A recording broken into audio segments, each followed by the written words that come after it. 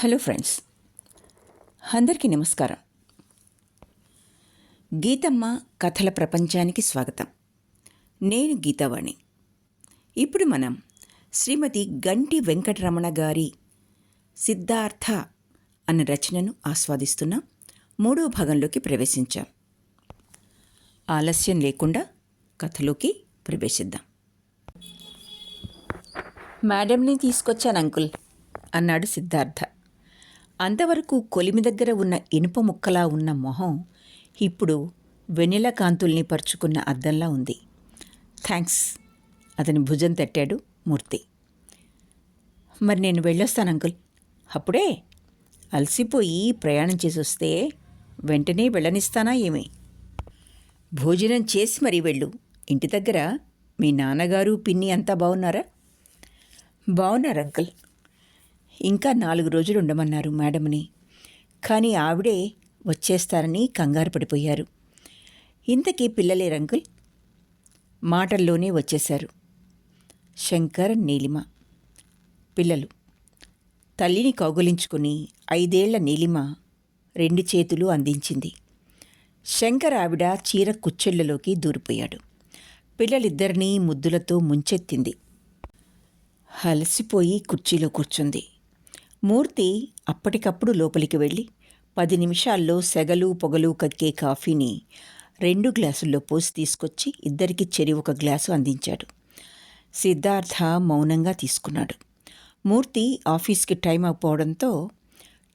అయిపోవడంతో నేనొస్తాను, సాయంత్రం కనిపించు, నీతో మాట్లాడినట్టే లేదు అన్నాడు. సిద్ధార్థ 10 నిమిషాల తర్వాత లేచి నిల్చున్నాడు.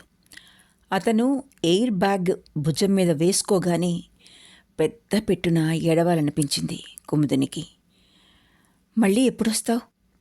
ఈ మాట విని భుజం మీదుగా వెనక్కి తల తిప్పి మళ్ళీ వస్తాను అన్నాడు. అదే ఎప్పుడు? మిమ్మల్ని పెళ్లి చేసుకోవాలని నిశ్చయించుకున్న రోజున. అతను అడుగులు వడివడిగా ముందుకు వేశాడు. సిద్ధార్థ! కుముదిని కేకకి గది గోడలు పగిలిపోతాయేమో అనిపించింది. పిల్లలు బెదిరిపోయినట్టున్నారు. పిల్లల్ని దగ్గరకు తీసుకుంది.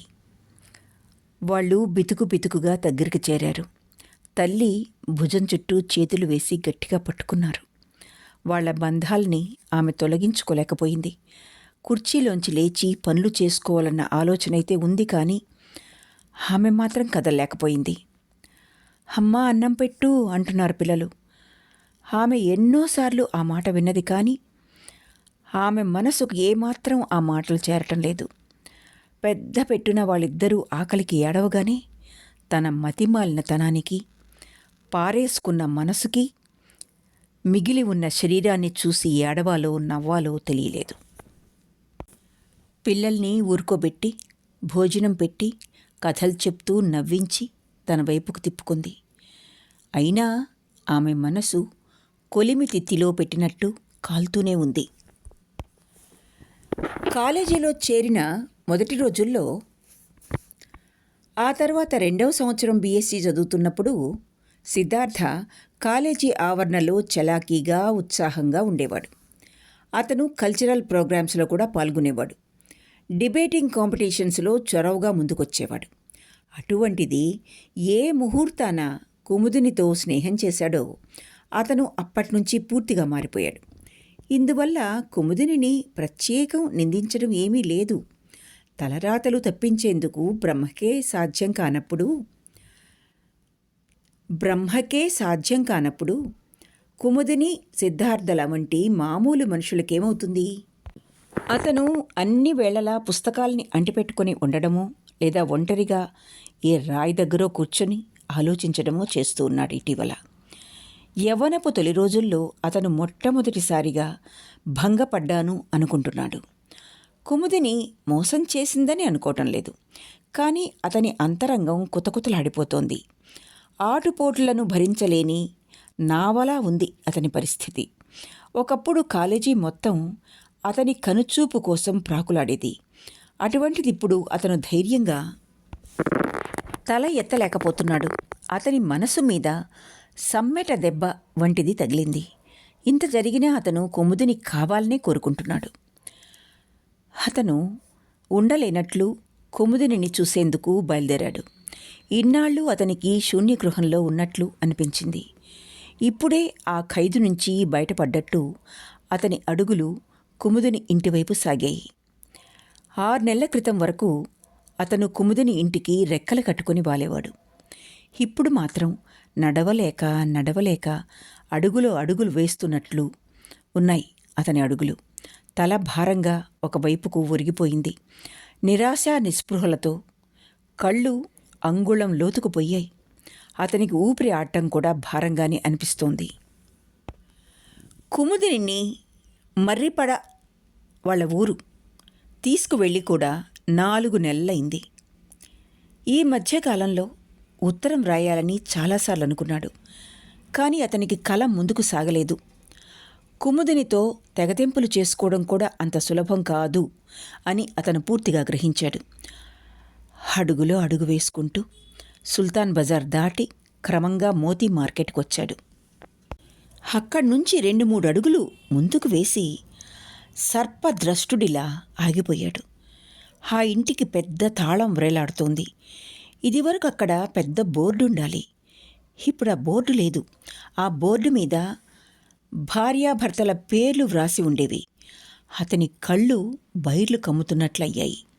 అంతలోనే నీరసం వచ్చినట్లు పక్కనే ఉన్న ఎలక్ట్రిక్ స్తంభానికి 2 క్షణాలు చెరిగలబడి నిల్చున్నాడు. అతని ముందు వాస్తవం బయటపడేందుకు అరగంట పట్టింది. శక్తినంతా కూడదీసుకుని పక్కింటి వాళ్ళని అడిగాడు. వీళ్ళు ఇల్లు ఖాళీ చేశారండి? పక్కింటి ఆవిడ ఆ మాట విని బయటకొచ్చింది.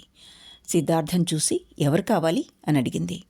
సిద్ధార్థ కుముదిని గురించి అడిగాడు. ఆవిడ మొహం సంతోషంతో వెడల్పోయింది. అవును, ఇక్కడ థీసిస్ వ్రాసేవాళ్ళు కుముదమ్మ కదూ. ఫెలోషిప్ మీద అమెరికా వెళ్ళింది. వెళ్ళి కూడా చాలా కాలం, అంటే 2-3 నెలలైపోయింది. 2-3 నెలలైపోయిందా? సిద్ధార్థ నెత్తి మీద నిశ్శబ్దంగా పిడుగుల వర్షం కురవసాగింది. అవును, నీకు ఆవిడ ఏమవుతుంది? ఈ ప్రశ్నకు అతను జవాబు చెప్పలేదు. ఆయన పిల్లలు? అంత క్రితమే ఆయన ఎఫిషియన్సీ చూసి బ్యాంకులో అక్కడే జాబ్ ఇచ్చారు. ఏమైనా ఇద్దరికిద్దరూ మంచివాళ్లే, అదృష్టవంతులు కూడా. సిద్ధార్థ మొహంలో కత్తిబాటుకి నెత్తురు చుక్కలేదు. అతని మొహం పాలకన్నా తెల్లగా పాలిపోయింది. ఒంట్లో రక్తం పూర్తిగా ఆవిరైపోయినట్లు నిస్త్రాణగా కదిలొచ్చాడు. కొంత దూరం నడిచాక అతనికి కాళ్ళు తేలిపోతున్నట్లు అనిపించింది. ఈ జీవితకాలంలో అతనికి తను సాధించేది ఏమిటో అర్థం కావటం లేదు. అతని ఎదురుగా వస్తున్న ఆటోను ఆపి అందులో కూర్చొని హుసేన్ సాగర్ అన్నాడు. ఆటో ట్యాంక్ బండ్ వైపు దారితీసింది. అతని ముందు కార్లు రొదపెడుతూ సర్రున పోతున్నాయి. పెళ్లివారు బ్యాండ్ మేళంలో శ్రావ్యంగా పాట పాడుతున్నారు. తను కూడా పాడగలడు. అంతకంటే ఎలుగెత్తి కుముదిని పిలవగలడు. కానీ ఆమెకి తన పిలుపు ఎట్లా అందుతుంది? అమెరికాలో ఎక్కడుందని వెళ్ళగలడు? తన మీద తనకే జాలి వెయ్యసాగింది. ఈ ప్రపంచంలో అన్నిటికన్నా మించిన దౌర్భాగ్యంలో మొదటిది తన మీద తను జాలిపట్టం. మరొకరి సానుభూతి కూడా లభించని సమయం ఇటువంటిదే.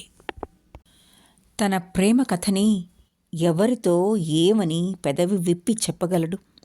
తనకంటే పెద్దదైన కుముదిని ప్రేమించానని, పెళ్లి చేసుకోవాలి అనుకుంటున్నానని ఎలా చెప్పగలడు? ఆమె తనువు మనసు తనకే కావాలన్న కోరికతో చచ్చిపోయేందుకు కూడా సిద్ధమయ్యాడని చెప్తే హాస్యాస్పదం కాదు. హుసేన్ సాగర్ చిల్డ్రన్స్ పార్క్ దగ్గర ఆటో ఆపాడు. ఆటో ఆగిన కుదుపుకి ఈ లోకంలోకొచ్చాడు సిద్ధార్థ.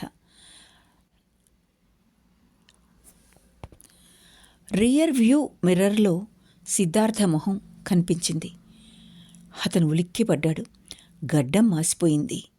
వెడల్పుగా సుకుమారంగా ఉండే ఆ మొహం బండబారినట్లు కనిపిస్తోంది. కళ్ళు లోతుకుపోయాయి. చెంపల మీద సొట్టలకు బదులు చెంపలే అతుక్కుపోయాయి. క్రాఫు చల్లా చెదరైపోయింది. అతను నిశ్శబ్దంగా నిట్టూర్చాడు. ఆటోకి డబ్బులిచ్చేసి ట్యాంక్ బండి మీద బెంచి మీద కూర్చుని తల 2 చేతుల మధ్య పెట్టుకొని శూన్యంలోకి చూడసాగాడు. నువ్వు ఇక్కడున్నావా? నీకోసం మీ మేడం ఇంటికి వెళ్ళాను. ఆమె కూడా లేదు. అసలు ఈ అడ్రస్లన్నీ ఎలా సంపాదించాను అనుకుంటున్నావా? అతన్ని చేత్తో జరిపి అతని పక్కనే చోటు చేసుకుని కూర్చున్నాడు సిద్ధార్థ క్లాస్మేట్ దీనానాథ్. సిద్ధార్థ తల ఎత్తి అంటున్నాడు. నీకేమైనా మతిపోయిందా? ఈ మధ్య నువ్వు రూమ్లో కూడా ఉండటం లేదుట. నేను లేకపోవడం చేత ఎంత పని జరిగిపోయింది. దీనానాథ్ నొచ్చుకుంటూ అతని భుజం మీద చేయి వేశాడు. సిద్ధార్థ తనని కానట్టే ఊరుకున్నాడు. ఈ దీనానాథ్ది వరంగల్ తాలూకా ములుగు గ్రామం. అతను తల్లిదండ్రులతో పేచీ పెట్టుకొని 4-5 ఏళ్ల క్రితం హైదరాబాద్ చేరుకున్నాడు. సాధారణంగా ఆర్థిక ఇబ్బందుల్లో చిక్కుకున్న కుటుంబం దీనానాథ్ది. 10వ తరగతితో చదువు ఆపేసి ఏదైనా వ్యాపారంలో పెట్టాలని చూశారు అతని తల్లిదండ్రులు. ఇంకా చదవాలనే కోరిక దీనానాథ్కి ఉండడంతో తల్లిదండ్రుల మాట కాదన్నాడు. ఇంట్లోంచి వెళ్ళిపోమ్మని బయటకు గెంటేశారు. అతను కట్టుబట్టలతో హైదరాబాద్ చేరుకున్నాడు. 4 ఏళ్లకి పేపర్ సప్లై చేసి, 10 ఏళ్లకి పాలు సరఫరా చేసి, 4 పిల్లలకి ట్యూషన్ చెప్పి, డబ్బు సంపాదించేందుకు చేయాల్సిన రుజుమార్గాలన్నీ ఉపయోగించాడు. ఇంటర్ పాస్ అయ్యాడు. స్కాలర్షిప్తో బీఎస్సీ ఫైనల్ ఇయర్లోకి వచ్చాడు. దీనానాథ్కి చీకు చింత ఉన్నట్లు కనిపించదు. ఎప్పుడూ ఖుషీగా ఉంటాడు. అతని నోటికి తాళం లేనట్లు పాటలు పాడుతూనే ఉంటాడు. అప్పుడప్పుడు తనతో కుట్టు సెంటర్లో పనిచేసే వనజని తీసుకొస్తాడు. ఈ సంగతులు సిద్ధార్థకి తెలుసు. స్నేహితుడి వ్యక్తిగత విషయాల్లో అతను ఇంతవరకు జోక్యం చేసుకోలేదు. వనజ కూడా అందంగా ఆకర్షణీయంగా ఉంటుంది. పెళ్లి పేరు ఎత్తితే ఇద్దరూ నవ్వి ఊరుకుంటారు. సిద్ధార్థని ఆమె మనస్ఫూర్తిగా అన్నయ్య అంటుంది. ఈ మధ్య అతను ఆమెతో కలిసి బెంగుళూరు, మైసూరు మొదలు కన్యాకుమారి వరకు చూసొచ్చాడు. అందుకని సిద్ధార్థ పరిస్థితులు బాగోగులు తెలియలేదు అతనికి. సిద్ధార్థ చెడిపోయాడని, ఆరోగ్యం కూడా బాగులేదని స్నేహితులు చెప్పగానే అతను ముందు సిద్ధార్థ పినతండ్రి జీవన్ ఇంటికి వెళ్ళాడు. జీవన్ వ్యర్థంగా నవ్వాడు. వాడి గురించి చెప్పేందుకేముంది? సిగ్గుతో మా తలలు వంగిపోతున్నాయి. ఈ వయసులో ప్రేమ గీమా అంటూ ఇంటి పట్టున ఉండడమే మానేశాడు. ఎక్కడుంటున్నాడో కూడా తెలియడం లేదు. బొల్లారం దగ్గర ఉంటున్నానని నాతో ఓసారి ఫోన్లో చెప్పాడు. మళ్ళీ కనిపించలేదు. వాడు బొత్తిగా చెడిపోయాడు. మీరు నయానా భయానా చెప్పి ఉండవలసింది. లాభం లేదు. ఆ స్టేజ్ దాటిపోయింది. ఇప్పుడు వాడు మాకు కాకుండా పోయాడు. వాడి డబ్బు చూసే వాళ్ళు వాడిని ఆకట్టుకున్నారు. మీరు తండ్రి తర్వాత తండ్రి వంటివారు. అతడి బాధ్యత మీకు ఉంది కదా అనే ఇన్నాళ్ళు అనుకున్నాం. కానీ ఇప్పుడు నాకు అనవసరం. ఎవరి కర్మకు ఎవరి కర్తలు. దీనానాథ్ మారు మాట్లాడకుండా ఇంటికి వచ్చేశాడు. అతను ఇచ్చిన అడ్రస్ తీసుకుని చివరికి ఊరంతా తిరిగి ఇక్కడ పట్టుకున్నాడు. ఇన్ని మాటలు చెప్పినా మాట్లాడవేం సిద్ధార్థ? దీనానాథ్ అన్నాడు. సిద్ధార్థ ఇన్ని మాటలు మా బాబాయే అన్నాడా అని అడిగాడు. నేను చెడిపోయానని అన్నాడా? చెడిపోవడం అంటే అర్థం తెలుసా అతనికి? నేనింకా త్రాగలేదు, మాంసం ముట్టలేదు, వ్యభిచారం చేయలేదు. ఓహోహో, అంత డీప్గా మాట్లాడకు సిద్ధార్థ. అసలు నీకేమైంది?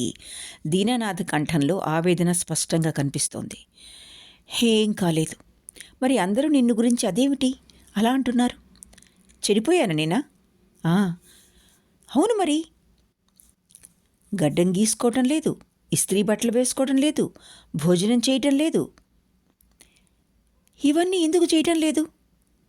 మనసు లేక. దీనానాథ్ చిత్రంగా నవ్వాడు. నాకు తెలియక అడుగుతాను, కోపగించుకోకు భాయ్. మనసంటే ఏమిటి? ఇప్పుడది నా దగ్గర లేదు. ఎలా చెప్పను ఏమిటి అంటే? సిద్ధార్థ భుజం మీద చరిచి పెద్దగా నవ్వుతూ, అచ్చం దేవదాసులా తయారయ్యావు. పిచ్చి పిచ్చి ఆలోచనలు మాని నాతో రా.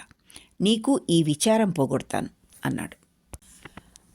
కనురెప్పలు పైకెత్తి దీనానాథ్ మొహంలోకి ఆశగా చూశాడు. దీనానాథ్ ఆటో పిలిచి అందులో అతన్ని ఎక్కించి తను కూర్చున్నాడు. ఆటోలో కూర్చున్నాక చల్లని గాలి శరీరానికి తగులుతూ ఉంటే దీనానాథ్ భుజానికి ఆనుకుని నెమ్మదిగా అక్కడే వాలిపోయాడు. క్రమంగా సిద్ధార్థకి నిద్ర పట్టేసింది. బొల్లారంలో అతని ఇంటికి చేరుకుని సిద్ధార్థ జేబులోంచి మెల్లగా తాళం తీసి జాగ్రత్తగా పక్క మీద పడుకోబెట్టాడు. దీనానాథ్ ఆ గొప్పింటి పిల్లడిని ఇంతవరకు ఎన్నడూ చూడలేదు. ఇలా ఎన్నడూ చూడలేదు. ఇప్పుడు మాత్రం తేరిపార చూస్తుండిపోయాడు. అతని పొట్ట వీపుకు అతుక్కుపోయి ఉంది. వెలికిలా పడుకుని ఉండడం వల్ల అతనికి ఊపిరి కూడా స్పష్టంగా కనిపించడం లేదు. వెదురు కర్రకి ప్రాణం పోసినట్లు కనిపిస్తున్నాడు. ఎంతో అందంగా ఆకర్షణీయంగా కనిపించే అతని సొగసులన్నీ ఇవాళ ఏమైపోయాయి? బలవంతంగా చావుని కోరుకుంటున్నాడా ఇతను? పెద్ద ఎస్టేట్కి ఏకైక వారసుడు, బంగారు పళ్ళెంలో భోజనం చేయగల తాహత గలవాడు. అటువంటి ఇతను ప్రేమ కోసం పిచ్చివాడైపోవడం ఎంత విచిత్రం! ఈ రోజుల్లో కూడా ఇటువంటి అర్భకులుంటారా? సిద్ధార్థ పెదవులు ఎండిపోయాయి. ఆ రూమ్ కూడా చాలా పాతది. బూజులు వేలాడుతున్నాయి. ఎక్కడా గాలి వెలుతురు పొరపాటును కూడా వచ్చేందుకు వీలు లేకుండా ఉంది. ఓ మూల కూజాలో నీళ్లు సన్నగా కారి వరదల గుమ్మం వైపు మళ్ళుతున్నాయి. కూజా మీద ఉన్న ప్లాస్టిక్ గ్లాసులో నీళ్లు ఉంచి స్నేహితుడి పెదవుల ముందు ఉంచాడు. సిద్ధార్థ ఆ నిద్రలోనే పెదవి కదిపి నీళ్లు మింగాడు. ఎన్నో ఏళ్ల నుంచి నిద్రకు దూరమైనట్లు అతను అలసిపోయి నిస్త్రాణగా పడుకుండిపోయాడు. బయటకు వెళ్ళి తినేందుకేమైనా తెస్తే బాగుండును అనుకున్నాడు దీనానాథ్. ఆ పరిస్థితిలో స్నేహితుడిని వదిలి వెళ్లాలంటే మనసు ఒప్పుకోలేదు. దీనానాథ్ స్నేహితుడి పక్కలో కూర్చొని అతని మీద ఆప్యాయంగా చేతిని వేశాడు. ఎక్కడో దూరంగా 10 గంటలు కొట్టారు. దీనానాథ్ అతని పక్కనే చోటు చేసుకుని కళ్ళు మూసుకున్నాడు. తెల్లవారింది. గ్లాస్ తీసుకుని దగ్గరలో ఉన్న హోటల్కి వెళ్ళి వేడి టీ తీసుకొచ్చి సిద్ధార్థని లేపి ఇచ్చాడు. సిద్ధార్థ ముందు ఒప్పుకోలేదు. లేచేందుకే ఓపిక లేకపోవడం వల్ల ఆ టీ త్రాగక తప్పింది కాదు. టీ త్రాగిన ప్రభావం వల్ల కొద్దిగా చలాకితనం వచ్చింది. సిద్ధార్థ మనసు కుముదిని కోసం ప్రాకులాడుతోంది. కుముదిని ప్రక్కనే గడిపే జీవితం ఎంత బావుంటుంది. చివరికి ఇలా ఈ మారుమూల ఎవరూ లేనట్లు ఏకాకిగా మిగిలిపోతానా అని కూడా అనుకున్నాడు. 2 వారాల క్రితం వచ్చిన ఉత్తరం గోడ ప్రక్కన పడి ఉంది. అది అతను ఇంతవరకు తెరవనే లేదు. ఆ ఉత్తరం అతని తండ్రి శర్మ వ్రాశాడు. అతను ఆ కవర్ విప్పి చూశాడిప్పుడు. సిద్ధార్థ, నీకు నా ఆశీస్సులు. ఈ మధ్య నీ దగ్గర నుంచి ఉత్తరాలే లేవు. ఏమైపోయింది? పరాయి వాళ్ళెవరు ఏమి చెప్పినా నేను నమ్మను. ఎందుకంటే నా సిద్ధార్థ మీద నాకు అచంచలమైన విశ్వాసం ఉంది. నీ వయస్సెంతో తెలుసా? పట్టుమని 25 లేవు. ఈ ప్రేమలు మమకారాలు తామరాకు మీద నీటి బొట్టు మాదిరి ఉండాలి. నువ్వు వాటిని కౌగలించుకోవాలని చూస్తున్నావు. అవి కోడెత్రాచులై నిన్ను చుట్టుముట్టుకుంటాయి. నిజం చెప్పాలంటే మనిషి నిర్భయంగా ఒక్కసారి చచ్చిపోతాడు. నిమిష నిమిషానికి చచ్చిపోయేది ఇటువంటి ప్రేమ వ్యవహారాల్లో చిక్కుకున్నప్పుడే. షాజహాన్ భార్య పేరిట తాజ్మహల్ కట్టించాడు. కుతుబ్ షా భాగమతి పేరిట నగరాన్నే స్థాపించాడు. మనం మామూలు మనుషులం. ఈ ప్రేమలు త్యాగాలు మనకు తగనివి. మనకి కాని వాటి కోసం మనం వ్యర్థమైన బాధలకి గురి కాకూడదు. ఏదో ఉడుకు రక్తంతో నువ్వు తీసుకున్న నిర్ణయానికి తండ్రిగా కాకుండా స్నేహితుడిగా నీకు సలహా ఇవ్వాలనుకుంటున్నానే గాని నిన్ను కన్నందుకు నా ఆధిక్యత ఇక్కడ ప్రదర్శించాలని మాత్రం కాదు. సిద్ధార్థ, ముక్కు పచ్చలారని నిన్ను ప్రాధేయపడుతున్నాను. మన వంశానికి ఏకైక అంకురానివి నువ్వు. నువ్విలా ఎవరికోసమో జీవితాన్ని పాడు చేసుకోవటం నేను చూడలేను. మగవాణ్ణి గనక బయటికి ఏడవటం లేదు. నీ క్షేమం కోరుతూ నీ మనసు కుదుటపడాలని భగవంతుడిని ప్రార్థిస్తూ నీ తండ్రి శ్రీకాంత్ శర్మ. సిద్ధార్థ ఆ ఉత్తరం చాలాసార్లు చదివాడు. చివరికి పక్కన పడేశాడు. ఆ ఉత్తరం వచ్చి కూడా చాలా కాలం అయిపోయింది. ఉత్తరానికి వెంటనే జవాబు కూడా వ్రాయలేదు. ఆయన ఏమనుకుంటాడు? కాగితం మీద కలం పెట్టేందుకే ఓపిక లేదు. కనులు మూసుకున్నాడే కానీ కనుల ముందు అదే రూపం. అవే మాటలు ఇంకా ఇంకా వినిపిస్తున్నాయి. తెర మీద బొమ్మలా నడిచి వచ్చే కదలికలు. ఏవో మోడుపోని మొక్కల తలలు వాల్చినట్టు అనిపించింది. నా మీద మా నాన్నకి ఎంత విశ్వాసం, ఎంత ప్రేమ. కానీ అదే కుముదిని ఎందుకు ఇలా చేసింది? నిజంగా నా మీదే ప్రేమ ఉంటే ఇలా చెప్పా పెట్టకుండా ఉన్నట్టుండి నా జీవితంలోంచి నిష్క్రమించేదే కాదు.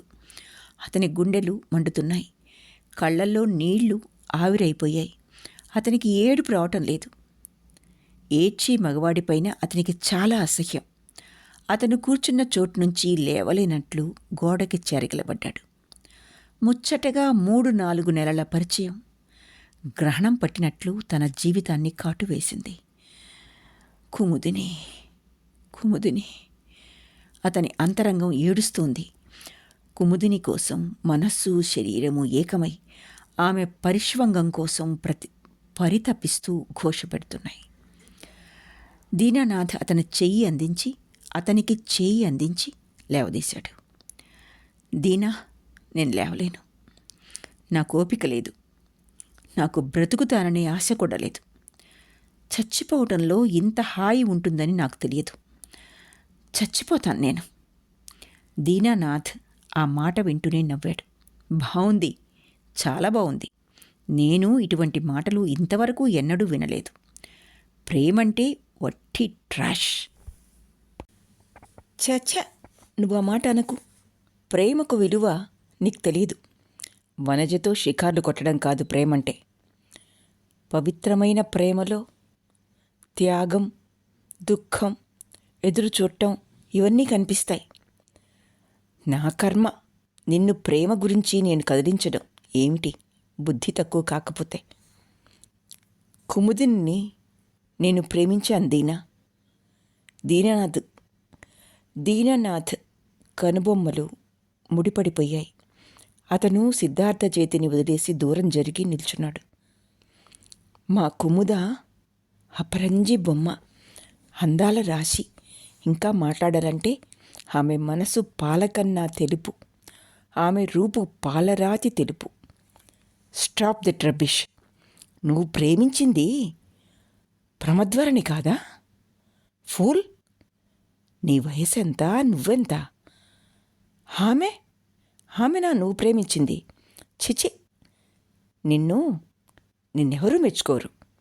నువ్వు ప్రమద్వర కోసమే ఇలా అయ్యావనుకున్నాను. నీది ప్రేమా పాడా? నేను నా లైఫ్లో ఇటువంటి కేసు ఇంతవరకు వినలేదు. నిన్ను చూస్తుంటే ఇంత అసహ్యమైన మాటలు చెప్పినందుకు చంపేయాలనుంది. గట్టిగా నవ్వాడు సిద్ధార్థ. ఇంకా నవ్వుతూనే ఉన్నాడు. ప్రేమకు సరిహద్దులు లేవు. తిథి వార నక్షత్రాలు లేవు. ఇనుప గోడలు లేవు. ఆమె నేను ప్రేమిస్తున్నాను. నీకీ పవిత్రమైన సంగతి చెప్పేందుకు నేనేమీ సిగ్గుపడను. ఆమెను బయటపెట్టి కళంకం తీసుకురావాలని లేదు నాకు. అయినా చెప్పు చిట్టిబాబు, చెప్పు. ఆపేశావే? దీనానాథ్ గొంతులో వ్యంగ్యం తొంగి చూస్తోంది. ఆమె కూడా నన్ను ప్రేమిస్తోంది. డెవిల్. ఆమె మనిషా, రాక్షసా?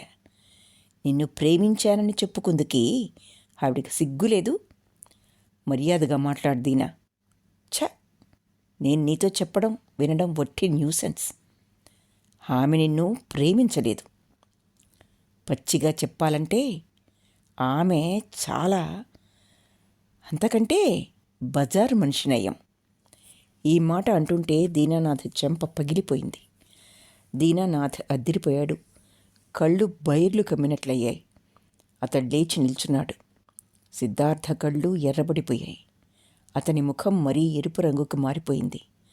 అరచెయ్యి గులాబీ రంగుకు మారిపోయింది. అతని కళ్ళల్లో ఇప్పుడు కన్నీరు తొంగి చూడసాగింది. దీనానాథ్ 2 నిమిషాలు అక్కడే ఉండి వెంటనే వెళ్ళిపోయాడు. దిక్కు తోచని సిద్ధార్థ అయోమయావస్థలో ఒంటరిగా మిగిలిపోయాడు. అరగంట తరువాత దీనానాథ్ తిరిగి సిద్ధార్థ గదికి వచ్చాడు. అతని చేతిలో అరటిపళ్ళు, ద్రాక్షపళ్ళు ఉన్నాయి. భుజానికి ఫ్లాస్క్ వేలాడుతోంది. అతను సిద్ధార్థ ప్రక్కనే చొరవగా వచ్చి కూర్చున్నాడు. సిద్ధార్థ ఇది గమనించనట్లు శూన్యంలోకి చూస్తుండిపోయాడు. దీనానాథ్ అతని భుజం మీద చేయివేసి, సిద్ధు, ఐఎమ్ సారీ, నేను కష్టపెట్టాను, నన్ను క్షమించు అన్నాడు. సిద్ధార్థ మాట్లాడలేదు. సారీ సిద్ధు, నేను ఆమెను ఇకపై ఏమీ అనను. ఈ మాట విని సిద్ధార్థ తల తిప్పి అతని ముఖంలోకి చూసి చిన్నగా నవ్వాడు.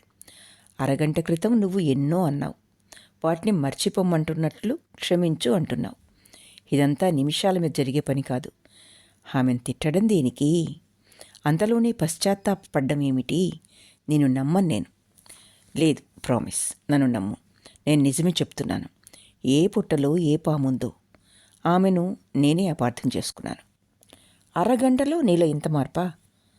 నాకు చచ్చేట్లు నవ్వాలనిపిస్తోంది. సిద్ధు, నన్ను అలా పిలవకు. మా కుముద తప్ప మరెవరూ పిలిచేందుకు వీల్లేదు. సిద్ధు అని ఆమె అనేది. ఇంకెవరికి ఆ విధంగా పిలిచేందుకు అర్హత లేదు. నేను నిజం చెప్తున్నాను. నన్ను నువ్వు నమ్ము నమ్మకపో, అది నీ ఇష్టం. నీకు ఇంత కోపం రావడం నేనెన్నడూ చూడలేదు. నన్ను కొట్టడం విషయం ఆలోచిస్తే నాకు ఆశ్చర్యంతో తల మునకలవుతోంది. సిద్ధార్థ కొద్దిసేపు మౌనంగా ఉండి నెమ్మదిగా అన్నాడు. నన్ను వేధించుకు దీనా. నేను చచ్చిపోవాలనుకుంటున్నాను. నా చావుకి నిన్ను భగవంతుడు అనుగ్రహించారనుకో. ఆ మాటే అనొద్దు సిద్ధార్థ. ఈ జీవితం 3 రోజుల పండుగ కాదు. ఎంతో జీవితం ఇంకా నీ ముందుంది. భగవంతుడు మేలు చేసి నువ్వు ఆవిడని కలుసుకోవచ్చునేమో. అదంతా ఆషామాషీ కాదు. ఆమె ఇక్కడికి రాదు. అసలు ఆ ఉద్దేశమే ఉంటే నన్ను వదిలి వెళ్ళేది కాదు. నన్ను తప్పించుకోవాలని ఆమె ఈ విధంగా చేసింది. నేనొక మాట అంటాను, కోపగించుకోకు. కోపం తెచ్చుకోవు కదా? చెప్పు. ఆమె నీకు దూరం కావాలనుకోవటంలో నిజం తెలిసిపోయింది. ఆమెకు నీ మీద ప్రేమ లేదని నువ్వెందుకు ప్రయత్నించి ప్రేమ చిక్కులో పడటం? ఆమె నీకు దూరం కావాలనుకోవటంతోనే నిజం తెలిసిపోయింది ఆమెకి నీ మీద ప్రేమ లేదని. నువ్వెందుకు ప్రయత్నించి ప్రేమ చిక్కుల్లో పడటం? ఆమెకు నేనంటే చాలా ప్రేమ. ఈ పాపిష్టి సంఘం మా ప్రేమకి చిలవలు పలవలు అల్లి మమ్మల్ని కాకుల మాదిరి పొడుస్తుందనే ఆమె నిశ్శబ్దంగా వెళ్ళిపోయింది. అంతవరకు నేను ఖచ్చితంగా చెప్పగలను. మనసే ఉండాలి గాని దునియాని గోలీ కొట్టడం ఎంతసేపు? ఆమె నీతో రావాలని సిద్ధపడితే ఈ ప్రపంచం కాదు, దాని తాత కూడా ఏమీ చేయలేడు. సిద్ధార్థ మొహం క్షణంలో నలుపు రంగుకి మారిపోయింది. అతను దీనానాథ్ వైపు ఆశగా చూశాడు. కడుపులో భీకర సంఘర్షణ ప్రారంభమవుతోంది. చెప్పుకునేందుకు తోడు లేకపోతే రాయితో చెప్పుకోమన్న సంగతి అతనికి జ్ఞాపకం వచ్చింది. భగవంతుడు అందుకే స్నేహితుల్ని ఇస్తాడేమో. దీనానాథ్ మొహం ఆ క్షణంలో నిష్కల్మషంగా కనిపించింది. అతనే ఏదైనా ఉపాయం చెప్పగల వ్యక్తి అనిపించింది. ఇప్పుడు నన్నేం చేయమంటావు? ఆమె అడ్రస్ తెలుసుకుని ఉత్తరం రాయి. ఆ తర్వాత నువ్వు అమెరికా వెళ్ళిపో. నా వంటి వాడికి అమెరికా కాదు, ఆంధ్రదేశం వదిలి వెళ్ళాలంటేనే సమస్య. నీకు అదేమీ లేదు కదా. కొండ మీది కోతిని తేగలవు. అక్కడైతే ఇటువంటివి లెక్క చెయ్యరు. దీనానాథ్ సలహా చాలా తీయగా అనిపించసాగింది అతనికి. ఆ సంభాషణే 1000 ఏనుగుల బలాన్ని ఇవ్వసాగింది. అక్కడైతే ఇటువంటి విషయాలు చర్చ వేసుకుందుకు ఎవ్వరికీ వీలు చిక్కదు. వాళ్ళకి సమస్యలు పెద్ద సృష్టించుకున్నవిగా, ఈ సమస్యలు పెద్ద సృష్టించుకున్నవిగా తోచవు. అక్కడికి వెళ్ళాక నువ్వు ఆమెతో మాట్లాడి దేవుడు మేలు చేస్తే పెళ్లి చేసుకోవచ్చు. సిద్ధార్థ సంతోషం పట్టలేనట్లు దీనానాథ్ని గట్టిగా కౌగిలించుకున్నాడు. దీనానాథ్ ప్రేమగా సిద్ధార్థ తలని గుండెలు కదుముకొని నిట్టూర్చాడు. ఈ ప్రపంచంలో అతి దుర్భరమైనది, నికృష్టమైనది ప్రేమ. ఈ ప్రేమ పాశం మనిషిని కాల్చివేస్తుంది. అందరి మాట ఏమో గాని సిద్ధార్థ వంటి నిజాయితీపరుడికి ఇటువంటి విషయాలు చాలా సున్నితమైనవి. కుముదిని కోసం అతను ఏ క్షణానైనా ప్రాణం ఇవ్వగలడు. అతనికి ప్రమద్వర గాని, ప్రమద్వర కుటుంబం గాని, చివరికి తన కుటుంబం గాని అస్సలు గుర్తులేదు. 2 రోజుల తర్వాత సిద్ధార్థకి మరొక ఉత్తరం వచ్చింది. అది కూడా అతని తండ్రి శ్రీకాంత్ శర్మ వ్రాసింది. సిద్ధార్థ, నీకు ఆశీస్సులు. నీకు ఉత్తరాలు రాస్తున్నాను. ఒక్కదానికి జవాబు లేదు. నువ్వింకా ఉత్తరాలు వ్రాయకపోతే, జవాబు ఇవ్వకపోతే నేను నీ దగ్గరికి వచ్చేస్తాను. నీ చెల్లెళ్ళు, మీ అమ్మ నీకోసం బెంగపెట్టుకున్నారు. ఒకసారి వీలు చూసుకొని రా సిద్ధార్థ. అసలేం జరిగిందో విషయం తెలియకుండా నువ్వు ఒంటరివైపోతే నేను బ్రతికి ఉండి నీకోసం ఏం చెయ్యను? వెంటనే రా. మన వ్యవసాయం దగ్గరుండి చూసుకుందువుగాని. నేనింకా అలసిపోయాను. నాకు విశ్రాంతి కావాలి. మీ నాన్న శ్రీకాంత్ శర్మ.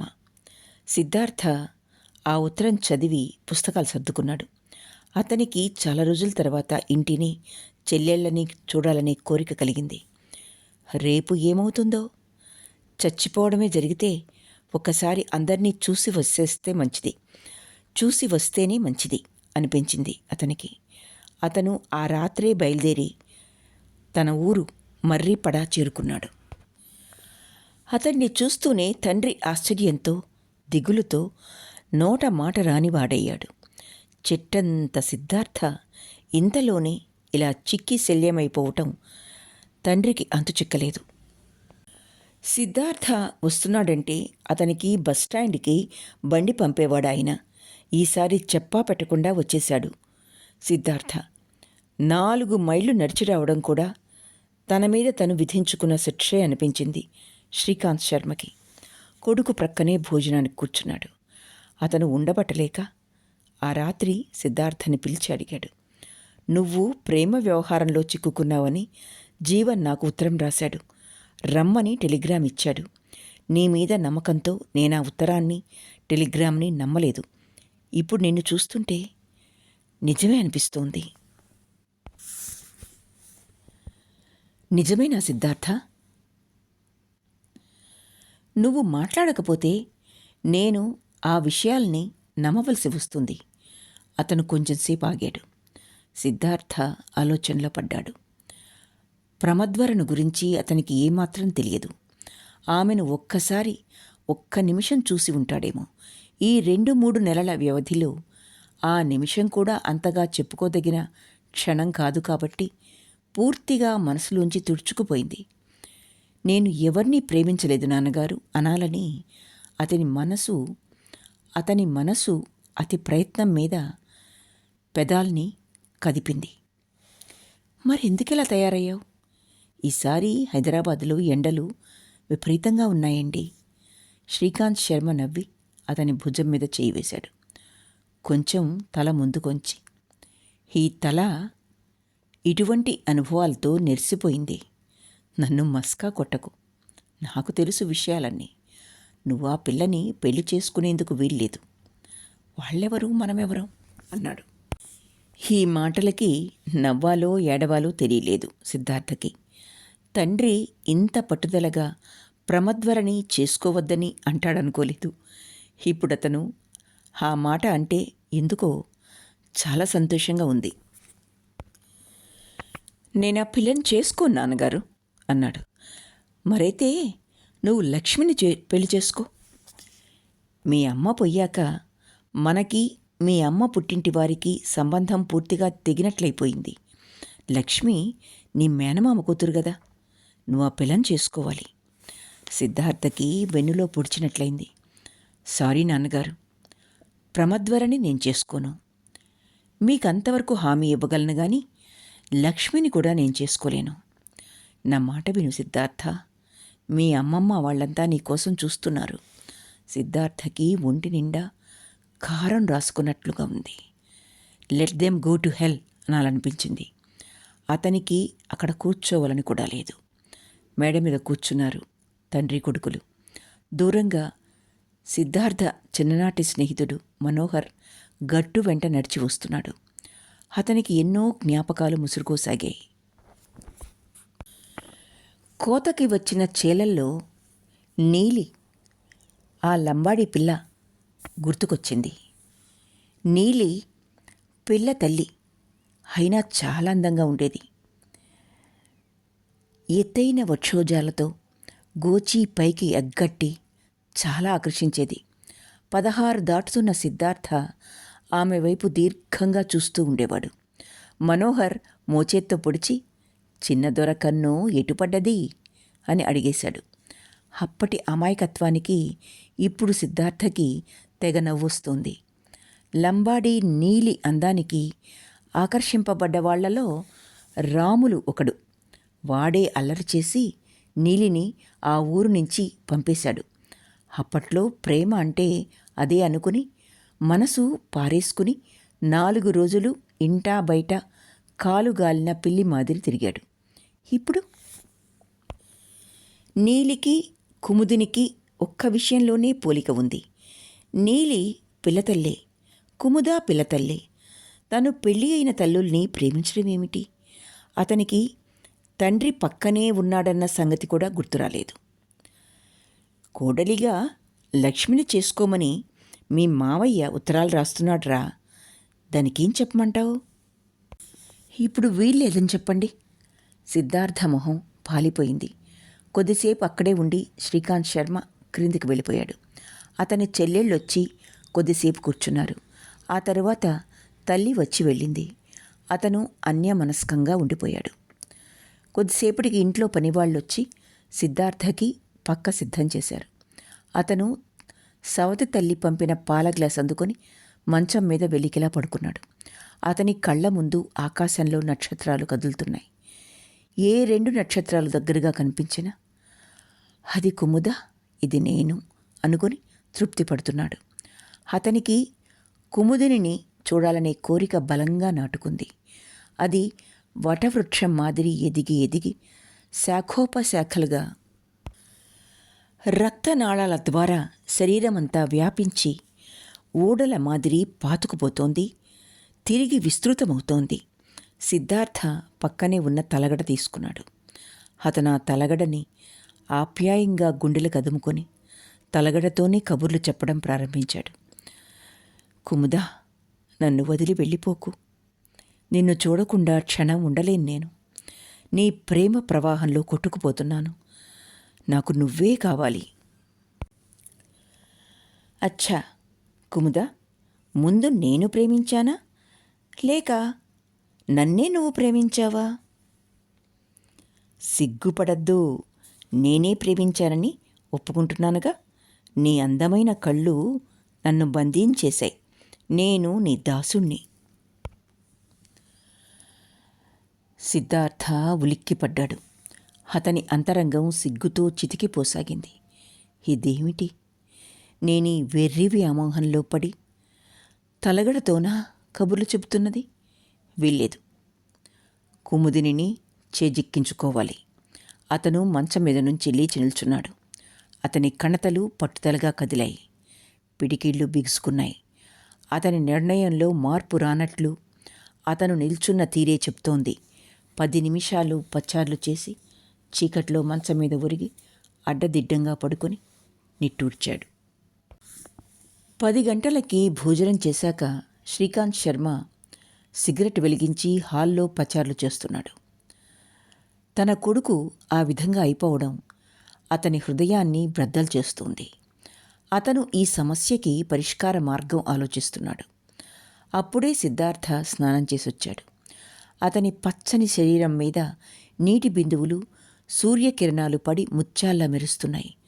తల వెంట్రుకలు తడి ఆరిపోగానే గాలికి ఎగిరిపడుతున్నాయి. అతని కళ్ళల్లో కుంకుడుకాయ రసం పడ్డం వల్లే ఎరుపెక్కిందో, రాత్రి నిద్రలేకపోవడం వల్ల ఎరుపెక్కిందో తెలియదు.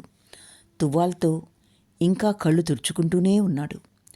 మర్రిపడ చిన్న జమీందారుకి పాలేరు భార్య నెత్తిన చమురు పెట్టి స్నానం చేయిస్తుంది. అలా స్నానం చేయించినప్పుడు సిద్ధార్థ ప్యాంటు జేబులో ఉన్న ఏ పాతికో చేతిలో ఉంచుతాడు. ఏడాదికోసారి అతను వచ్చినప్పుడు స్నానం చేయించేందుకు పనివాళ్లు పోటీ పడతారు. ఎప్పటి మాదిరే పాలేరు భార్యకి డబ్బిచ్చి అతను తండ్రి ఉన్న చోటుకొచ్చాడు. శ్రీకాంత్ శర్మ అతని వైపు చూస్తూ, ఈసారి నువ్వు హైదరాబాదులో చదవద్దు అన్నాడు. సిద్ధార్థ గతుక్కుమన్నాడు. వెంటనే సర్దుకుని అలాగే అన్నాడు. సిద్ధార్థ ఇంత త్వరగా రాజీకి వస్తాడనుకోలేదు శర్మ. అతని వైపు ఆశ్చర్యంగా చూడసాగాడు. నాకు 20,000 కావాలి నాన్నగారు అన్నాడు సిద్ధార్థ. ఈసారి శర్మ ఉలిక్కిపడి కొడుకు వైపు చూశాడు. ఎందుకు అన్నట్లు చూశాడు. నేను కొన్నాళ్ళు విదేశాలు తిరిగి వస్తాను. మరి చదువు? నాకింకా చదువుకోవాలని లేదు. మరి చదువుకోక ఏం చేస్తావు? నేను అమెరికా వెళ్ళాలనుకుంటున్నాను. అక్కడి నుంచి వచ్చాక వ్యవసాయం చూసుకుంటాను. సిద్ధార్థ, నువ్వు బాగా ఆలోచించి అంటున్నావా ఈ మాట? ఈ వయస్సుకే నువ్వు ఇలా డీలా పడిపోతే నేనేం చేయాలి చెప్పు? సిద్ధార్థ మాట్లాడలేదు. మళ్ళీ తిరిగి ఎప్పుడు వస్తావు? త్వరలోనే. అదే ఎంతకాలం పడుతుంది అని చెప్పలేను. పోనీ ఎప్పుడు వెళ్తావో అదైనా చెప్పగలవా? త్వరలోనే. బహుశా 4 నెలలు పట్టొచ్చు. నువ్వు ఏర్పాట్లు చేసుకున్నావా? లేదు. మరెలా? మావయ్యకి ఉత్తరం రాస్తాను, ఆయనే చూసుకుంటాడు. అంటే వెళ్ళక తప్పదంటావు? అవును. నీ ఇష్టం. నువ్వు బాగుంటే నాకంతే చాలు అని తండ్రి లోపలికి వెళ్ళి మరో 10 నిమిషాల్లో తిరిగి వచ్చాడు. ఈసారి అతని చేతిలో బ్లాంక్ పాస్బుక్ ఉంది. అతను కొన్ని చెక్కుల మీద సంతకం చేసి, నీ ఇష్టం. డబ్బుని మంచినీళ్లలా మాత్రం ఖర్చు చేయకు. డబ్బుని నీ చెప్పు చేతల్లో ఉంచుకో.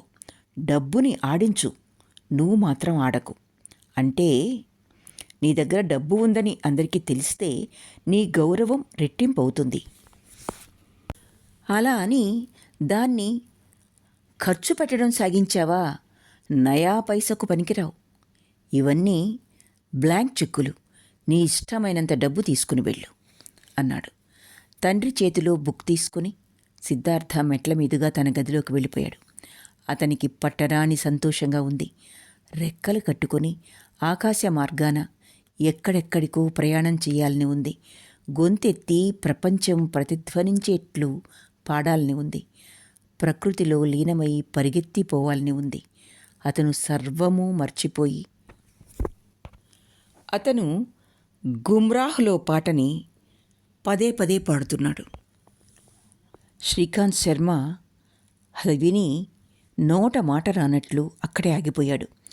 పెళ్ళి అయిన ప్రియురాలి కోసం పరితపించే ప్రేమ పిచ్చివాడి పాట అది.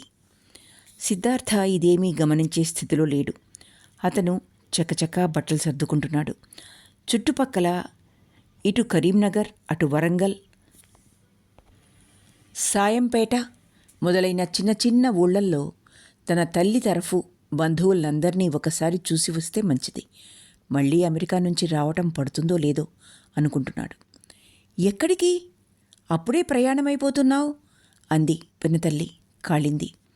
సిద్ధార్థ చిన్నగా ఏలవేసి, పిన్ని, అమెరికా నుంచి నీకు మంచి చీర తీసుకొస్తాను అన్నాడు. ఆమెకేమీ అర్థం కాలేదు. అయోమయంగా ఓసారి అతని వైపు చూసి ఏమనుకుందో క్రిందికి వెళ్ళిపోయింది. ఆ తర్వాత అతను ఆ రాత్రి అక్కడే ఉండి మర్నాడు అందర్నీ చూసేందుకు బయలుదేరాడు. డాలస్ టెక్సాస్ యూనివర్సిటీలో కుముదిని థియాలజీ పూర్తి చేసింది. ఆమెకు ఇప్పుడు THM డిగ్రీ కూడా వచ్చింది. ఫ్రెజ్నో కాలిఫోర్నియా యూనివర్సిటీలో 1.5 సంవత్సరం ఆమె MA చేసింది. 6 నెలలు వెకేషన్స్ తర్వాత డాలస్ టెక్సాస్ యూనివర్సిటీలో థియాలజీ చేసింది. MA థియాలజీ పూర్తి కాగానే తృప్తిగా నిట్టూర్చింది. 5 ఏళ్ళు ఒక్కోసారి నిమిషాల్లా గడిచిపోయినట్లనిపించసాగింది. మరుక్షణం అబ్బా, ఈ భారమైన రోజులు ఎలా ఈదగలిగాను అనుకుంటుంది. మానని గాయంలా ఆమెకు సిద్ధార్థ స్మృతులు అనుక్షణం గుర్తుకొస్తూనే ఉన్నాయి. ఆమె అంతరంగం సిద్ధూ సిద్ధూ అని కలవరిస్తూ ఏడిపిస్తుంది. 5.5 సంవత్సరాల క్రితం సిద్ధార్థ పొడవుగా, నాజూకుగా, పసితనం ఇంకా మొహం మీద వదలకుండా తన ఎదుట చేతులు కట్టుకొని నిల్చుని మేడం అని పిలిచేవాడు. ఇప్పుడు ఎంతవాడై ఉంటాడు. వంట చేసేటప్పుడు, మూర్తికి భోజనం పెట్టేటప్పుడు, పిల్లలకి పాలిచ్చేటప్పుడు, ఇలా ఒకటేమిటి ఎన్నో సందర్భాల్లో అతను కుముదిని కొంగు పట్టుకుని లాగినట్లు గతం గుర్తుకొచ్చి జ్ఞాపకం వస్తాడు. ఇప్పుడు పరిపూర్ణ వ్యక్తిత్వంతో ఆరితేరిన పురుషుడై తన ఎదుట నిల్చుంటే సిగ్గుతో తల వంగిపోతుందా? లేక ప్రేమ భిక్ష పెట్టమని ఇంకా అడుగుతుంటే తను ధైర్యంగా నిలబడగలదా? ఏమో. మూర్తి ఆవిడ ఎదుట కూర్చొని ఇండియాకి వెళ్ళిపోవాలనే విషయం గురించి ఎలా మొదలుపెట్టాలా అని ఆలోచిస్తున్నాడు. పిల్లలు పెరిగి పెద్దవాళ్ళయ్యారు. నీలిమది 8-9 ఏళ్ల మధ్య వయసు. శంకర్కి 11 వెళ్ళి 12 వస్తుంది. ఇంక మనం ఇండియా వెళ్ళిపోదాం, మూర్తి నిశ్శబ్దాన్ని భంగపరుస్తూ అన్నాడు. కుముదిని ఉలిక్కిపడింది. అతని వైపు చూస్తూ, ఇండియానా? ఎందుకు? ఇక్కడ అలవాటు పడ్డాం. పిల్లలు చదువుకుంటున్నారు. పెద్దవాళ్ళు కానివ్వండి, వెళ్ళిపోదాం అంది. నాకింకా ఇక్కడ ఉండాలని లేదు. జననీ జన్మభూమి అంటే ఇప్పుడు అర్థమవుతోంది.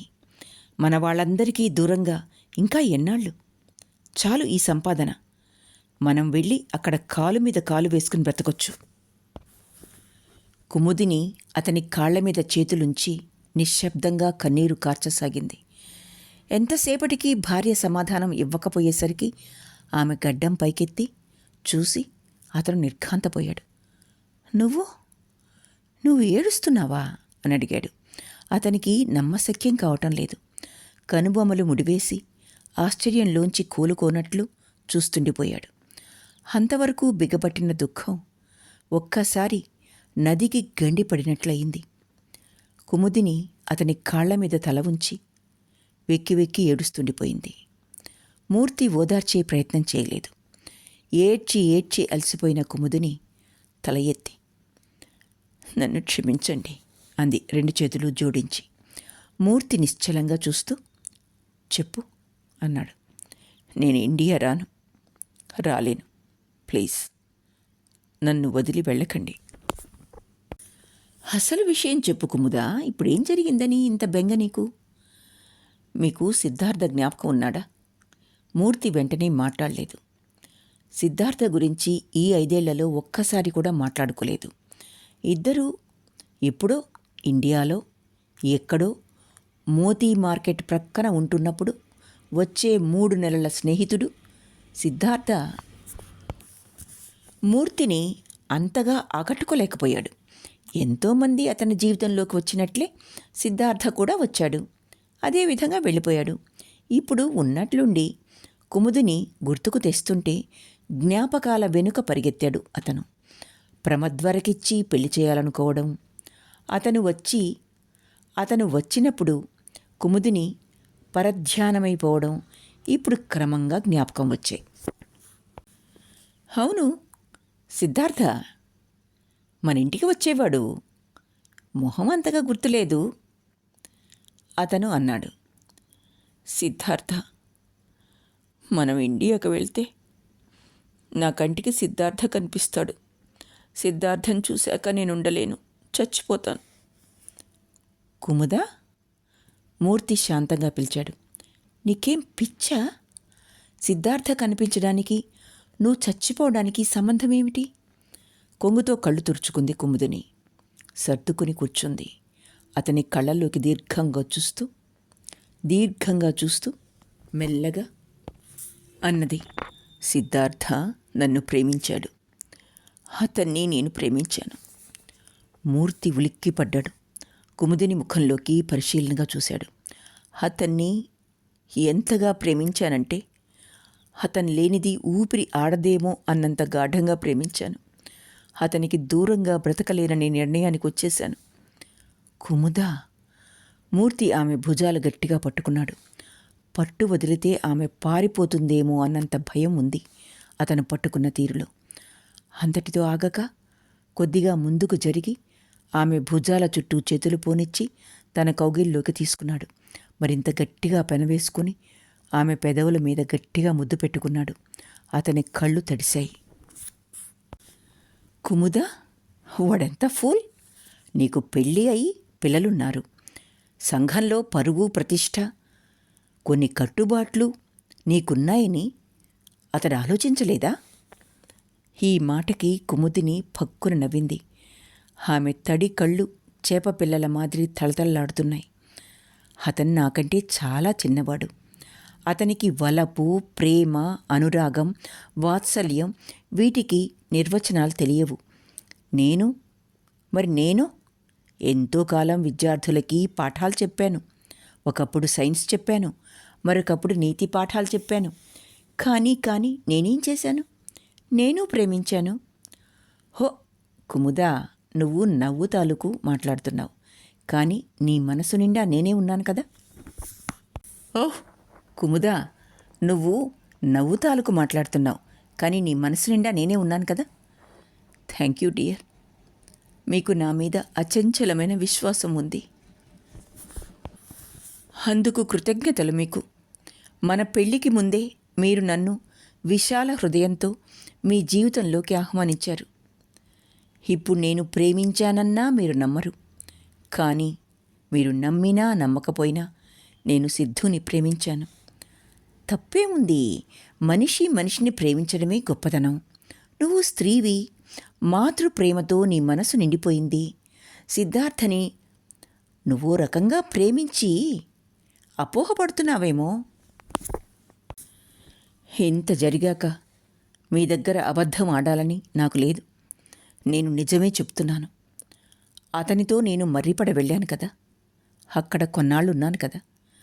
అతని మీద నేను పెంచుకున్న ప్రేమకి నాకు అక్కడ అర్థం తెలిసిపోయింది. అందుకే నేను ఇక్కడికి రావాలని ప్రయత్నం చేసి చివరికి వచ్చేశాను. పారిపోయి వచ్చేశాను. కుముదిని దీర్ఘంగా నిట్టూర్చింది. అతని ప్రక్కన కూర్చున్న నాకు 16 ఏళ్లు వెనక్కి వెళ్ళినట్లు అనిపించేది.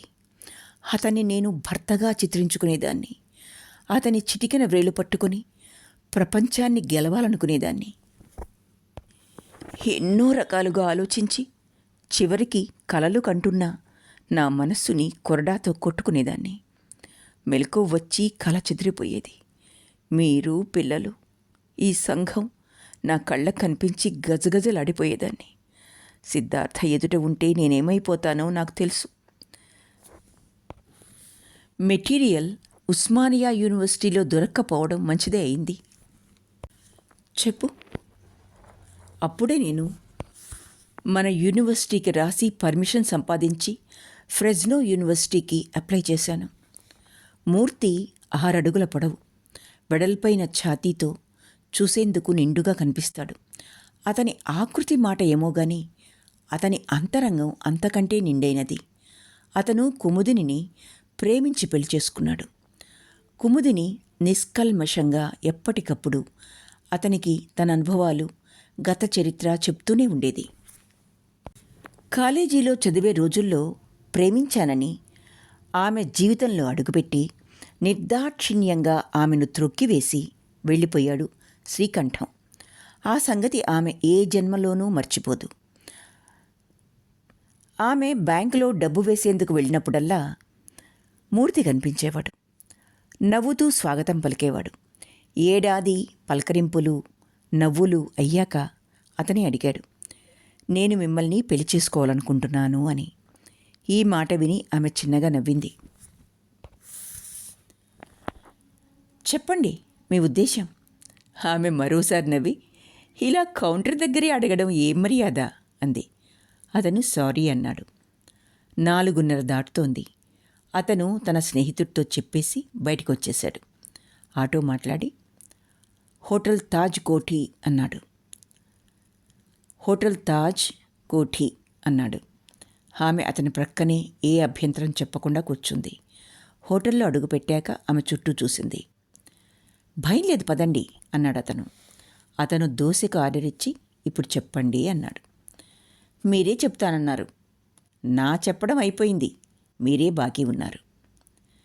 మీరు అడిగిందేమిటో మర్చిపోయాను నేను మిమ్మల్ని పెళ్లి చేసుకుంటానని అన్నాను, మీరు జవాబు చెప్పాలి. కుముదిని కళ్ళల్లో నీళ్లు నిలిచాయి. మూర్తి ఆమె వైపు కంగారుగా చూశాడు. కుముదిని మంచినీళ్ళు త్రాగి గ్లాస్ కింద పెట్టింది. మీరు కలలు కనేట్లు నేను మిస్ కుముదిని కాదు. టు బీ ఫ్రాంక్, నేను చిత్తుగా మోసపోయాను. మీకు ఇష్టమైతే నా పాత జీవితానికి తెరవెయ్యండి. లేదు, ఈ హోటల్లో కాఫీ త్రాగాక స్నేహితుల్లా విడిపోదాం. మూర్తి నివ్వెరపై చూశాడు ఆమె వైపు. కుముదిని రెప్పవేయకుండా అతన్నే చూడసాగింది. మూర్తి గాజు గ్లాసులో నీళ్లలోకి తొంగి చూస్తూ చాలాసేపు మాట్లాడలేదు. దోశ వచ్చింది. అతను ఆమె ముందుకు ఒక ప్లేటు తోశాడు. కుముదిని నిశ్శబ్దంగా ప్లేట్ తీసుకుంది. ఆ తర్వాత కాఫీ వచ్చింది.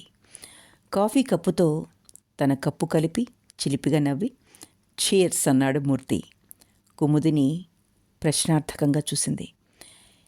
మిమ్మల్ని నేను పెళ్లి చేసుకోవాలనుకుంటున్నాను, పెళ్లి చేసుకోబోతున్నాను.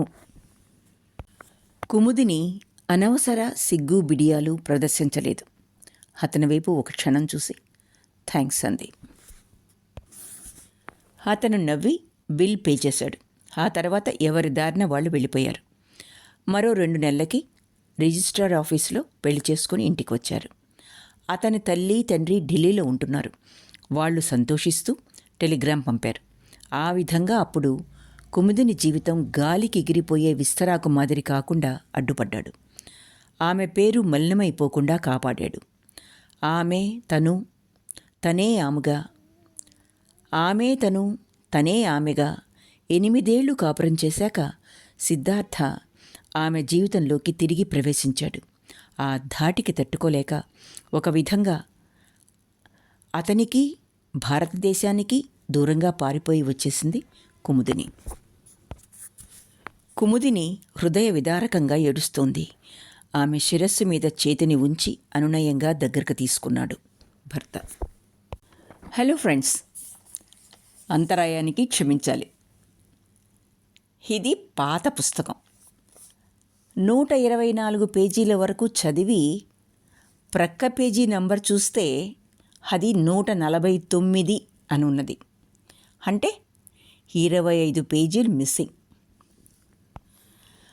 ఓ 30-35 నిమిషాల కథ మిస్సింగ్. పేజీలు ఎక్కడైనా జారిపోయాయేమో, వెతికితే దొరుకుతాయేమో అనుకోవటానికి కూడా ఆస్కారం లేదు. పుస్తకం గట్టిగా బైండ్ చేసుంది. కథలో ఈ 149వ పేజీలో సిద్ధార్థ పేరు కనిపిస్తోంది. సో సిద్ధార్థ అప్పటికి ఎంటర్ అయిపోయాడనమాట అమెరికాలోకి. కనుక ఇక్కడితో ఈ 3వ భాగాన్ని ముగించేస్తాను. అనగా కుముదిని భర్త మూర్తిగారు చాలా విశాల హృదయంతో ఆమె జీవితంలోకి సిద్ధార్థ ప్రవేశాన్ని ఆమోదించినట్లు కనిపిస్తోంది. చూద్దాం అదంతా 4వ భాగంలో. సో శ్రీమతి గంటి వెంకటరమణ గారి సిద్ధార్థ కథలో 3వ భాగం పూర్తి అయిందన్నమాట. ఫ్రెండ్స్, మీకు కలిగిన అసౌకర్యానికి చింతిస్తున్నాను. ఆలకించినందుకు ధన్యవాదాలు.